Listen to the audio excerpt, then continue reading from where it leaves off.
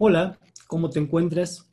Bienvenido nuevamente a esta segunda parte de lo que es la ecología del aprendizaje digital. Será la segunda y última parte, que como te hemos explicado, precisamente esta ecología implica nuevas formas de entendimiento, conceptualización y práctica para favorecer el aprendizaje de una manera diferente, sin olvidar el fundamento pedagógico y sobre todo ponerlo como base para trabajar con lo tecnológico. Entonces, comenzamos. Como recordarás, en la primera parte de este proceso que estamos trabajando, analizamos lo que es el aprendizaje móvil y ubicuo, la metacognición y el diseño instruccional híbrido. Ahora, en esta segunda entrega, veremos un aspecto importante que es la retroalimentación digital y sobre todo hablaremos sobre lo que son los aprendizajes en redes y la base importante del aprendizaje diferenciado y personalizado. Así que es necesario entonces iniciar. Veamos en un primer momento la retroalimentación recursiva. Esto es algo importante porque mediante esta estaremos avanzando y ayudando a los estudiantes para que sigan progresando en su aprendizaje. Y dentro de lo que es el entorno digital, es necesario desarrollar no solamente procesos de evaluación para entregar evidencias o para poner notas o calificaciones, sino dentro de lo que es la ecología del aprendizaje digital, se evalúa para ofrecer retroalimentación recursiva. Y este es uno de los grandes saltos que se darán en el ámbito de la evaluación. Nuevamente, no podemos virtualizar lo tradicional de tal manera que queramos evaluar como lo hacíamos en los ámbitos presenciales. Aquí la clave está en el hecho de que la retroalimentación permita sobre todo darle una nueva posibilidad de avance a los estudiantes y que él se dé cuenta de cuán importante es necesario estar revisando lo que aprende, cómo lo aprende y la posibilidad de seguir mejorando.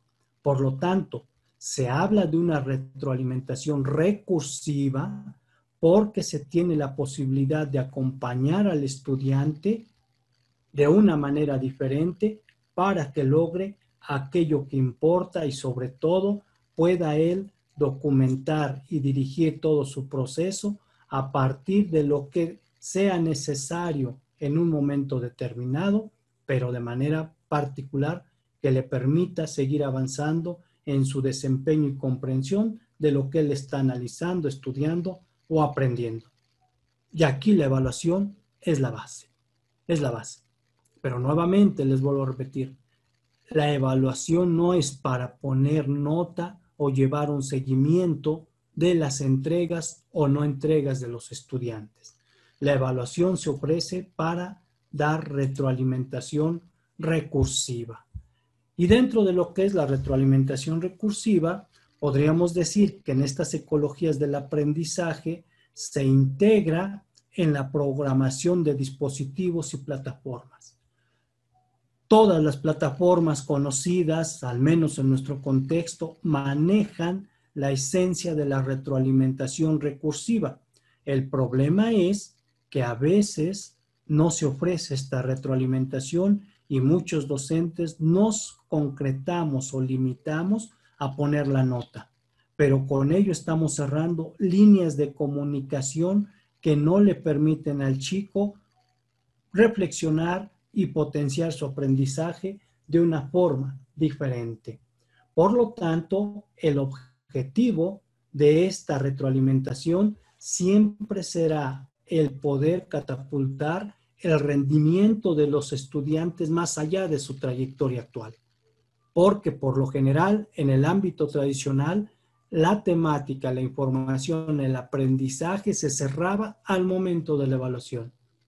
Con estas posibilidades que nos ofrecen los entornos virtuales digitales, tenemos sobre todo de que el aprendizaje se siga abriendo y sobre todo llegar a un aprendizaje profundo a medida que los estudiantes vayan implementando nuevas formas y estrategias alternativas y llegar a un trabajo independiente.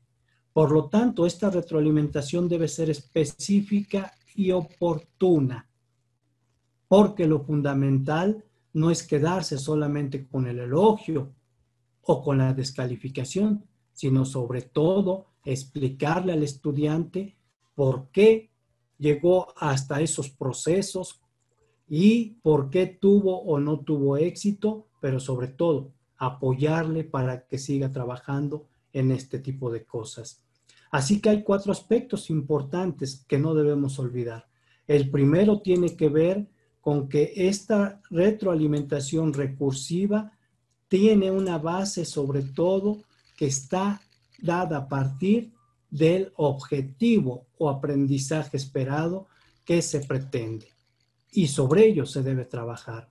No es solamente la idea de dar una retroalimentación en lo general, sino considerando cuál era el objetivo o el aprendizaje esperado. Y esto implica una característica importante de lo que es la retroalimentación recursiva, el que sea específica y sobre todo el que se ofrezca con juicios que valoren lo que los estudiantes hacen, no que califiquen, porque lo que aquí se permite es la corrección de aquello que pudo estar en algún momento mal y no solamente tacharlo o bajarle en las notas. Y a partir de estas correcciones, de estas sugerencias que el maestro pueda hacer, llevar al chico a terrenos de la autorreflexión. Esas son las bases importantes de lo que es la retroalimentación recursiva, que dentro de lo que son los ámbitos digitales está mediada por las analíticas que nos ofrecen las diferentes plataformas virtuales. La clave siempre va a estar en cómo nosotros hacemos uso de estas analíticas.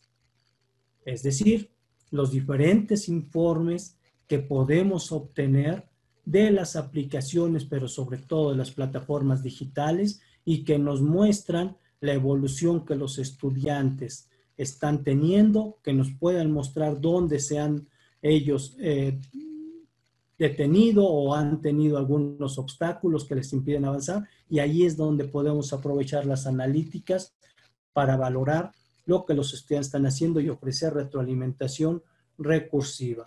Por lo tanto, se puede decir que dentro de lo que es el proceso de aprendizaje digital, la retroalimentación se convierte en algo omnipresente y que las evaluaciones del aprendizaje y las intervenciones que se tengan con los estudiantes pueden lograrse a partir de poner en primer plano estos procesos. Nuevamente, evaluamos para ofrecer retroalimentación, no evaluamos para calificar.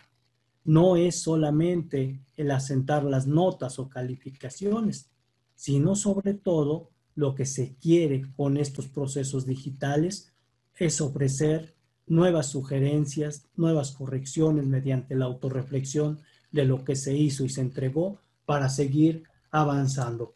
Pero un punto importante que también debemos manejar en lo que es la retroalimentación recursiva, que las plataformas y los entornos virtuales de aprendizaje nos ofrecen la oportunidad de que haya interacciones con otros conocedores y no solamente con el docente.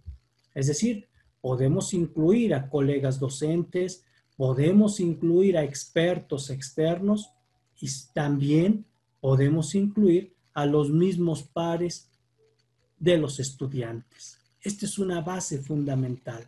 Ahora la retroalimentación no solamente la va a ofrecer el docente, sino dentro de lo que es la retroalimentación recursiva se puede y se debe manejar la participación de otros sujetos, porque esto está cambiando la forma unidireccional en la cual solamente era el maestro el que podía ofrecerle retroalimentación al chico o corregirlo, ¿no?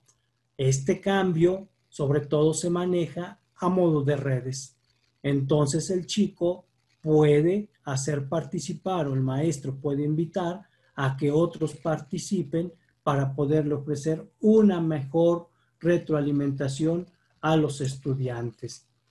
A partir de ello, pues el objetivo básicamente es que el chico siga avanzando a niveles más altos de rendimiento académico.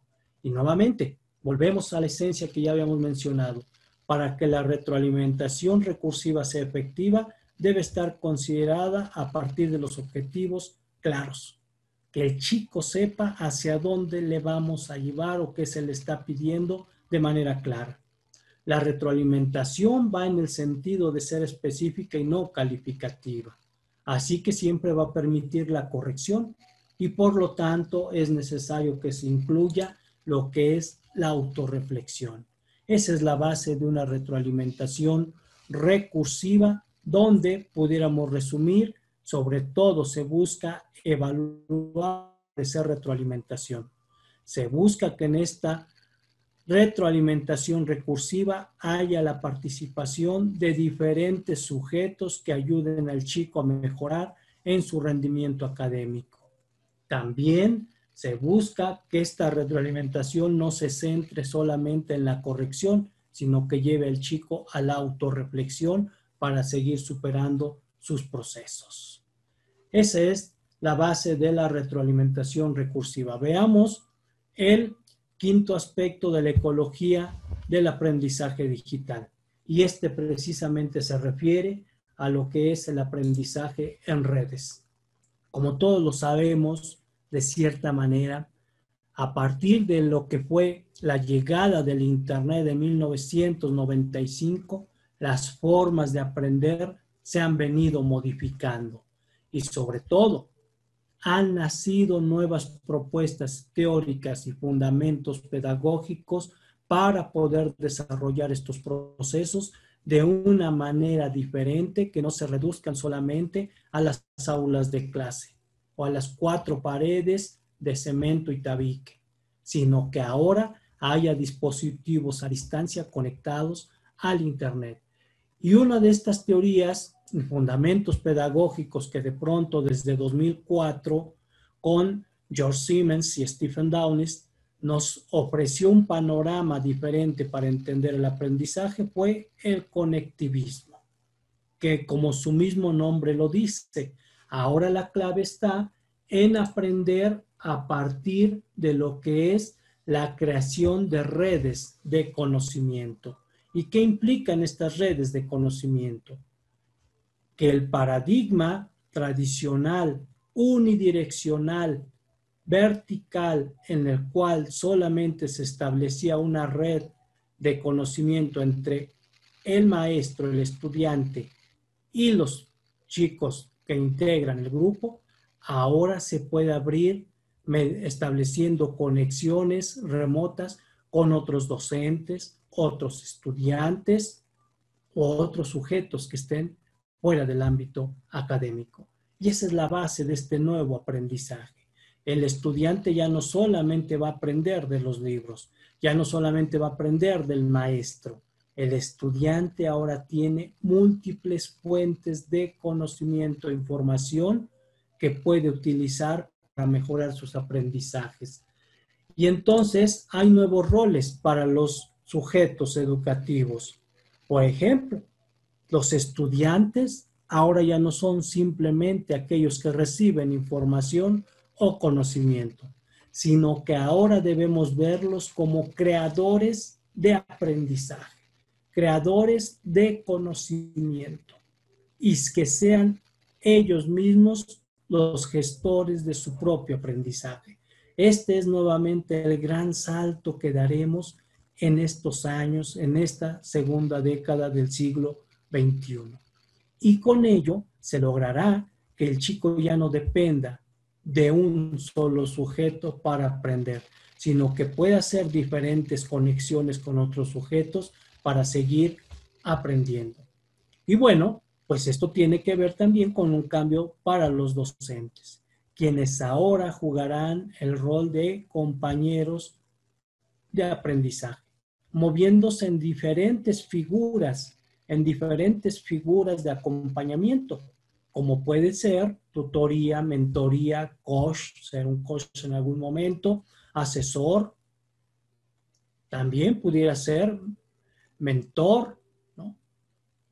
Orientador, etcétera. Es decir, lo que cambia aquí es que el maestro ya no va a enseñar, sino que ahora va a acompañar al estudiante en nuevas formas de aprendizaje. Y todos los demás sujetos, pues de cierta manera, tendrán que cambiar para verse como docentes y aprendientes que ayudan conectándose en red con los estudiantes, inclusive como se ha manejado, para construir una comunidad de aprendizaje entre estudiantes, entre docentes y otros colegas, y de esta manera mejorar el rendimiento académico y los aprendizajes de los estudiantes. Esa es la base precisamente del aprendizaje en redes. Y por último, pues llegaríamos a lo que sería el sexto aspecto de esta propuesta, el aprendizaje personalizado, que para muchos puede significar una gran angustia o en algún momento puede significar casi una imposibilidad, porque cuando hablamos de aprendizaje personalizado, para muchos docentes lo primero que se le viene a la mente es pensar que van a darle la enseñanza a cada uno de sus estudiantes. Y si, por ejemplo, tiene 50 estudiantes en su grupo, casi se está imaginando trabajar con cada uno en diferente momento. Y no es así, no es así.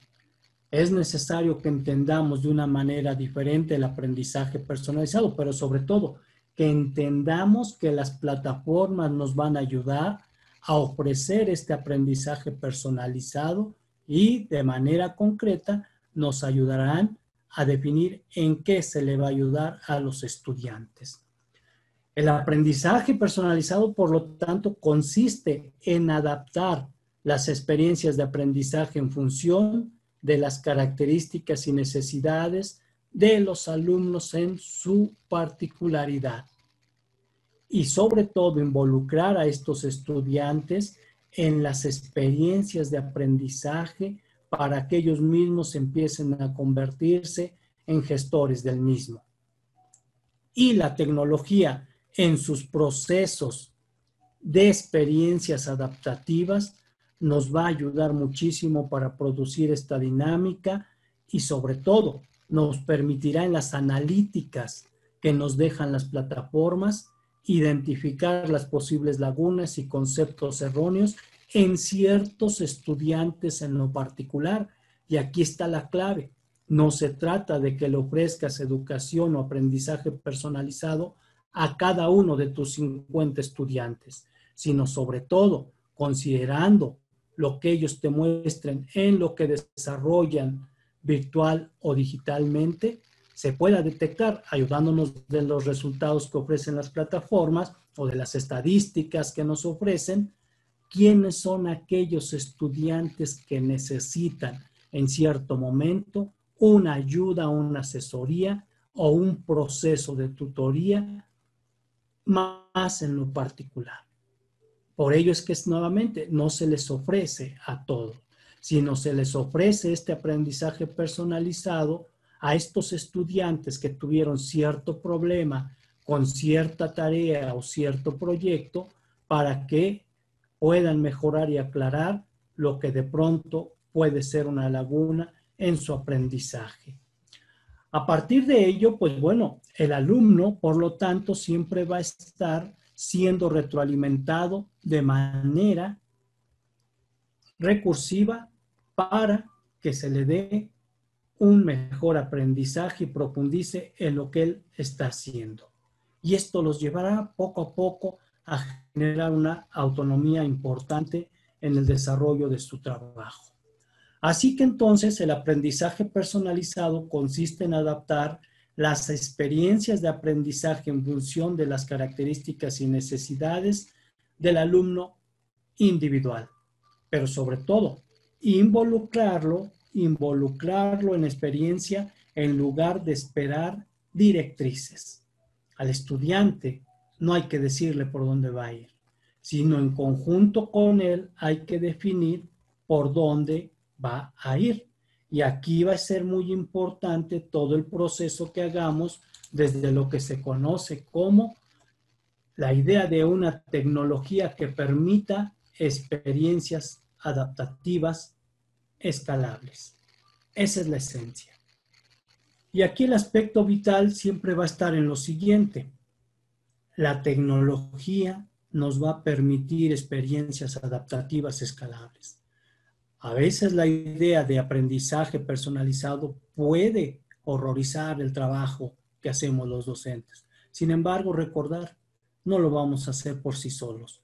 La tecnología nos ayudará a identificar esas lagunas o conceptos erróneos que los estudiantes puedan estar presentando y nos dirá o nos señalará, podríamos decirlo de esta manera, quiénes son esos estudiantes que necesitan este proceso de trabajo personalizado. Y con ello, pues entonces debemos saber utilizar estas plataformas para que nos permita, mediante sus analíticas, saber quiénes son los estudiantes que lo necesitan, quiénes no necesitan tanto y quiénes pueden seguir trabajando de manera autogestiva. Por lo tanto, el aprendizaje personalizado va a variar muchísimo dependiendo del trabajo que se esté haciendo, pero también dependiendo de la autonomía que presente cada uno de nuestros estudiantes. Entonces, esto nos permitirá variar de manera escalable las posibilidades de ofrecer, ya sea una tutoría, una mentoría, una asesoría, una orientación a nuestros estudiantes. Aquí nuevamente tenemos que recurrir a las analíticas. Todas las plataformas conocidas, las más comunes, Google, Moodle, Microsoft Teams, Schoology, por lo general ofrecen analíticas que nos permiten visualizar, a veces estadísticamente, a veces en un formato de Excel, nos permiten visualizar cuáles son los progresos y la forma como está progresando el estudiante. Por lo tanto, estas las debemos aprovechar para ofrecer una mejor retroalimentación recursiva, pero sobre todo que apoye de manera personalizada al estudiante. Y esto lo sabemos. Y siempre en el ámbito presencial lo manejábamos. Por lo general siempre ofrecíamos aprendizaje personalizado a ciertos chicos que se nos rezagaban. Por ello es que esta propuesta depende mucho de las características y necesidades individuales de cada estudiante. Y para ayudarnos también podemos hacer uso del microaprendizaje. Una parte importante en el aprendizaje personalizado es el microaprendizaje, que ocurre siempre que tenemos algo con lo cual trabajar y que vemos que el chico se le está presentando como obstáculo o no le está permitiendo progresar. Y inclusive podemos utilizar estrategias muy fáciles. Pedirle al chico, googlea este concepto, esta palabra y veamos qué se te ofrece. ¿Qué te ofrece el Internet? También así, podemos de pronto decirle que utilice ciertos videos para que progrese en el conocimiento de esa palabra, de ese concepto o de ese tema que le está causando algún problema. Y que incluso pueda socializar estos procesos en otros medios como el Twitter. Es decir, lo importante es que mediante el uso de lo que es el microaprendizaje, que serían estas pequeñas estrategias de trabajo, el chico pueda avanzar en los procesos del desarrollo profundo de su aprendizaje. Y como dice, de alguna manera, algún documento importante de la Unión Europea, en sentido ideal, las plataformas de aprendizaje personalizadas utilizan microaprendizaje, porque ellas recopilan información en varios puntos de control para ver dónde está el alumno y a dónde se le puede llevar. Entonces, nuevamente, hagamos un verdadero uso de las analíticas que nos ofrecen las diferentes plataformas. Por lo tanto, El aprendizaje personalizado y el microaprendizaje siempre van a estar relacionados con una cantidad importante y calidad importante de retroalimentación que impacte al estudiante para que siga progresando en su desempeño, en su aprendizaje y sobre todo se le abran nuevos caminos y vías para maximizar su comprensión.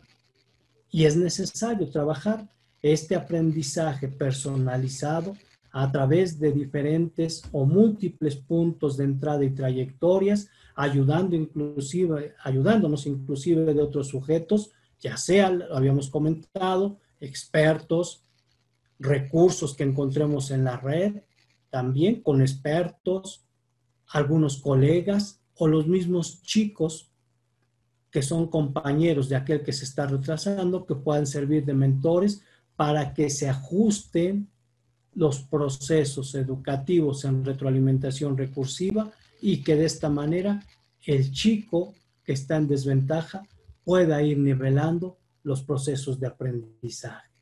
Por lo tanto, no debemos olvidar, el aprendizaje personalizado se ofrece porque no queremos que ningún chico quede en desventaja, como a veces sucedía en el ámbito de lo presencial.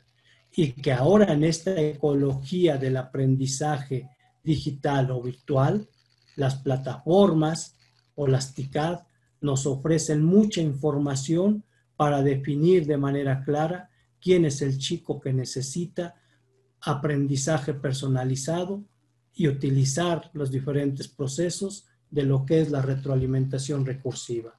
Y ese es el reto. Y con esto cerraríamos básicamente lo que son los 6 aspectos de una ecología del aprendizaje digital. Te agradezco mucho tu atención. No olvides recomendar este canal y si no te has suscrito, por favor, suscríbete al canal para que recibas nueva información o recibas otros videos de interés para ti. Muchas gracias y deseo que estés muy bien.